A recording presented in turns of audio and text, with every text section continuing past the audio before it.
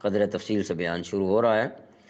پس منظر جو ہے وہ یہ ہے کہ مکہ مکرمہ میں حضرت صلی اللہ علیہ وآلہ وسلم بیت اللہ شریف کی طرف رخ کر کے نماز پڑھا کرتے تھے۔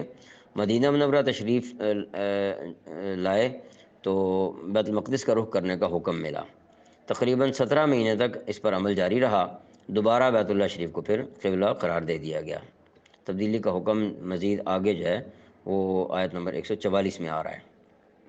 فرمایا جو کچھ تقدس کسی قبلہ یا اس کی سمت میں آتا ہے وہ اللہ تعالیٰ کے حکم کی وجہ سے آتا ہے، چنانچہ وہ اپنی حکمت کے مطابق جب چاہے جس سمت کو چاہے قبلہ قرار دے سکتا ہے۔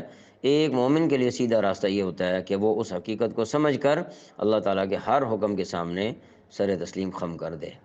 آیت کے آخر میں سیدھی راہ کا جو ذکر ہے اس سے مراد اسی حقیقت کا ادراک ہے کہ مالک کا جب حکم آ جائے تو اس کو پورا کرنا ہے۔ اس کی یہاں میں ایک مثال شامل کرنا چاہوں گا مزید کہ ہم دیکھتے ہیں کہ بہت سے لوگ ہیں وہ مسلمان ہیں لیکن وہ نماز نہیں پڑھتے۔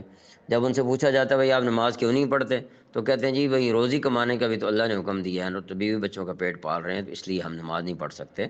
تو اب یہاں دیکھنا یہ ہے کہ بے شک اللہ تعالیٰ نے روزی کمانے کا حکم دیا ہے کہ حلال کماؤ، اس کے لیے اسباب اختیار کرو، اس کے لیے محنت کوشش کرو، یہ بھی ثواب ہے اور اللہ تعالیٰ کے حکم کی تابعداری ہے۔ لیکن اللہ تعالیٰ تو جانتے ہیں کہ انسان کو کیا کیا حکم دینا ہے اور کس کس حکم کی ضرورت ہے، اور یہ بھی فرما دیا کہ ضرورت سے زیادہ اللہ تعالیٰ، برداشت سے زیادہ اللہ تعالیٰ تکلیف بھی نہیں دیتے۔ تو پھر یہ عجیب بات ہے کہ ایک حکم کو تو مان لینا اور دوسرے کو نہ ماننا۔ جب نماز بھی حکم اللہ تعالیٰ کا ہے، اس کے لیے اوقات الگ ہیں، کمانے کے اوقات الگ ہیں، تو اس لیے دونوں احکامات کو ماننا جو ہے یہ ضروری ہے۔ اس لیے یعنی اس طرح کے اور جتنے بھی احکامات ہیں، جو جو حکم جس جس درجے کا دیا گیا ہے اس کو ماننا اصل تابعداری یہ ہے۔ تو اللہ تعالیٰ توفیق عطا فرمائے۔ آیت